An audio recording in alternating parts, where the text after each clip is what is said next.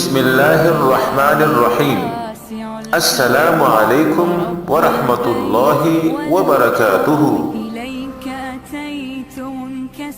ہمارا موضوع ہے ڈوبنے سے بچنے کا نبوی طریقہ۔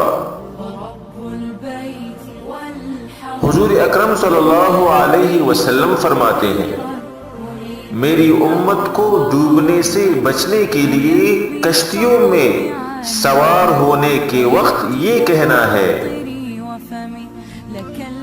اعوذ باللہ من الشیطان الرجیم، بسم اللہ الملک الحق وما قدر اللہ حق قدرہ والارض جميعا قبضته يوم القيامة والسماوات مطويات بيمينه سبحانه وتعالى عما يشركون۔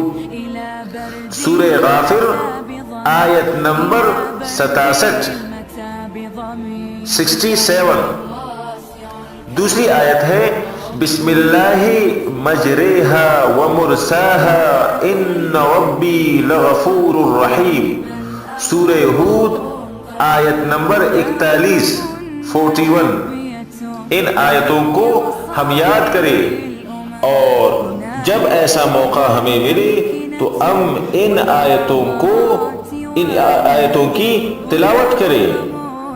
اہتمام کے ساتھ اگر ہم عمل کریں گے تو اس کے برکات ہوں گے۔